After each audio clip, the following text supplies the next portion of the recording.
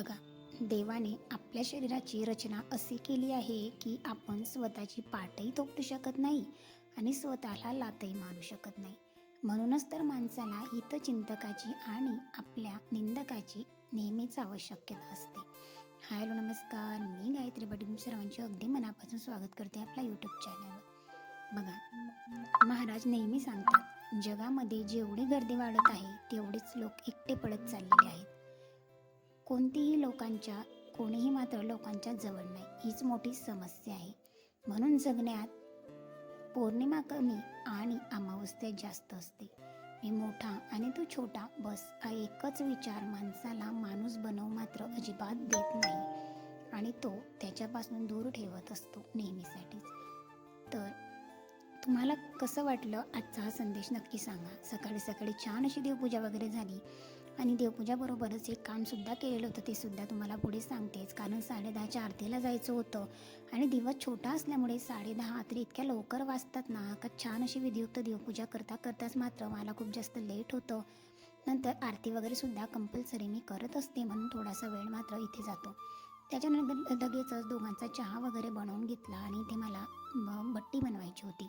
आता आहोंना सुटी आहे म्हटल्यावर बट्टी झालीच पाहिजे, कारण आहो असतात त्याच दिवशी मी वरणबाटी बनवत असते, जेणेकरून वरणबाटीचं जेवण हे थोडं जास्ती म्हणजे जड असतं, पचण्यालासुद्धा ते त्रास देतं आणि खाल्ल्या कुणाला लगेच झोपसुद्धा लागते.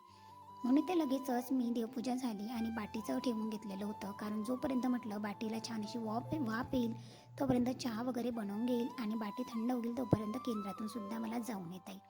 जे काही बाटीचं पीठ माझ्याकडे होतं त्याला छान असं मी चाळून घेतलेलं होतं, कारण पीठ चाळून घेतलं ना तरच बाटी अगदी छान आणि मऊसुद्धा होते. त्याच्यामध्ये थोडा जास्तीचा ओवा टाकला, हळद टाकली आणि तेल टाकलं, मीठसुद्धा त्याच्यामध्ये ॲड केलेलं होतं. याच्यामध्ये मी सोडा वगैरे काही ॲड केलं नव्हतं, कारण सोडा जर ॲड केला ना तर जास्तीचं पीठ म्हणजे जास्तीचं तेल जे काही असतं ना बाटी तळताना पीत असते आणि तेलकट बाटी कोणीही खाणार नाही म्हटल्यावर कमीच मी त्याच्यामध्ये ॲड केलेलं होतं.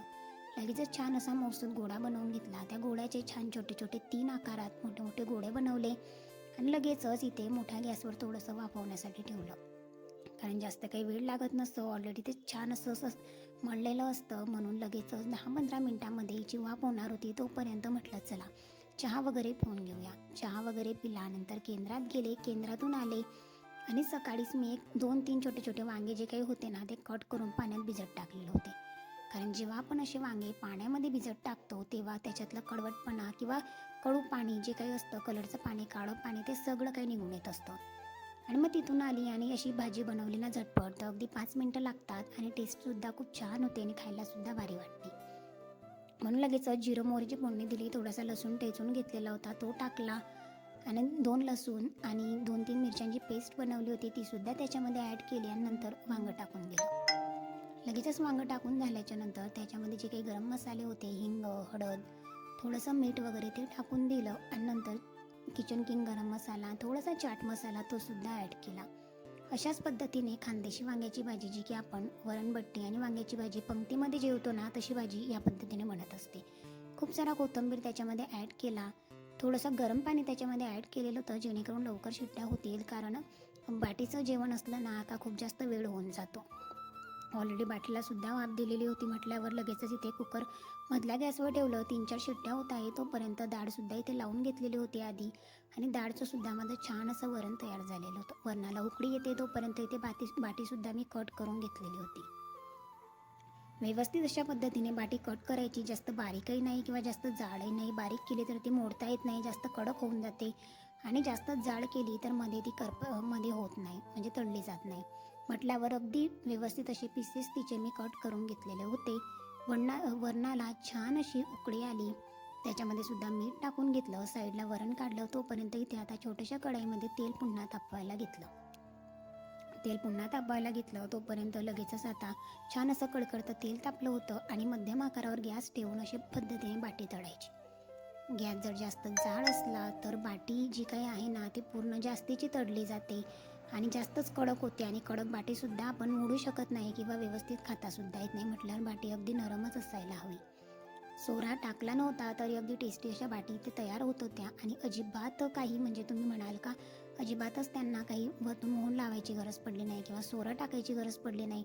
आणि तरीसुद्धा अगदी छान अशा बाटी माझ्या तयार झालेल्या होत्या. कारण हे पीठ जे होतं ना ते घरूनच आईंनी आमच्या घरच्या चक्कीतच दळलेलं होतं. त्याच्यामुळे अगदी छान आणि प्रॉपर पद्धतीने ते दळलेलं होतं.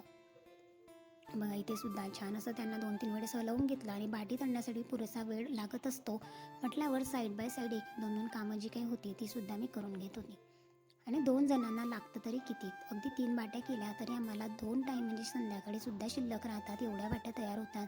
ह्यासाठीच मी अगदी छोट्या छोट्या म्हणून कमीच बाट्या तयार केलेल्या होत्या. बघा इतक्या बाट्या त्याच्या झालेल्या होत्या आणि अगदी छान गरम गरम तळून घेतल्या. तोपर्यंत भाजीसुद्धा छान शिट्या होऊन गेलेल्या होत्या, वरणसुद्धा तयार झालेलं होतं. नंतर लगेच जी काही भाजी होती ना त्याच्यामध्ये थोडीशी रई फिरवून घेतली. रई फिरवून झाल्याच्या नंतर अगदी ती मॅश होऊन जाते आणि खायलासुद्धा टेस्टी लागते.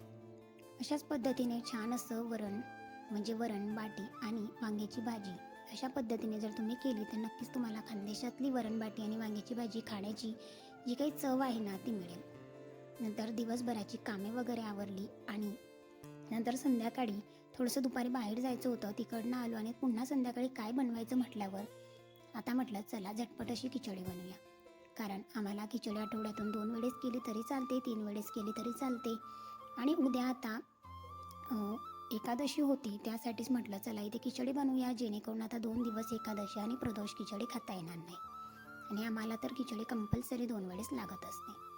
म्हणून ते सुद्धा छान अशी जिरं मोहरीची फोडणी दिली, थोडंसं लसूण वगैरे ठेचून टाकला, त्याच्यात कांदा टाकला आणि छोटंसं टोमॅटो चिरलं.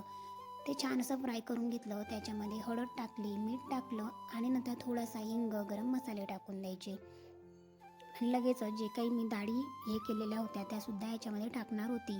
थोडंसं मी सोया चिली जी काही होती त्यांना भिजत टाकलेलं होतं. एक आलू होता तो सुद्धा छान असा वॉश करून टाकला. शेंगदाणेसुद्धा याच्यामध्ये टाकले, कारण आवडणार शेंगदाणे नसले तर असे कोणतेच पदार्थ आवडत नाही. नंतर जे काही गरम मसाले आपण टाकत असतो ते ॲड केले. नंतर किचन किंग गरम मसाला ॲड केला. आणि आम्ही कृषी महोत्सवला गेलेलो होतो, तिथे आम्हाला फ्रीवाला जो काही कांदा लसूण मसाला मिळालेला होता तोच अगदी थोडासा ॲड केला. आणि मला तर इतकं घाबरायला झालं टाकल्याच्या नंतर. म्हटलं अरे जर आत्ता जर खिचडी तिखट झाली ना तर अजिबात खाणार नाही, कारण कलरच तिचा दिसत होता. नंतर 3 प्रकारच्या डाळी, याच्यामध्ये मूग डाळ, मसूर डाळ आणि तूर डाळ ते सुद्धा ॲड करून घेतली. ते सुद्धा 3 डाळी ॲड करून घेतल्या. लगेचच त्याच्यामध्ये जे काही 1 वाटीच्या प्रमाणात तांदूळ होते ते ॲड केले आणि 3 वाटी पाणी.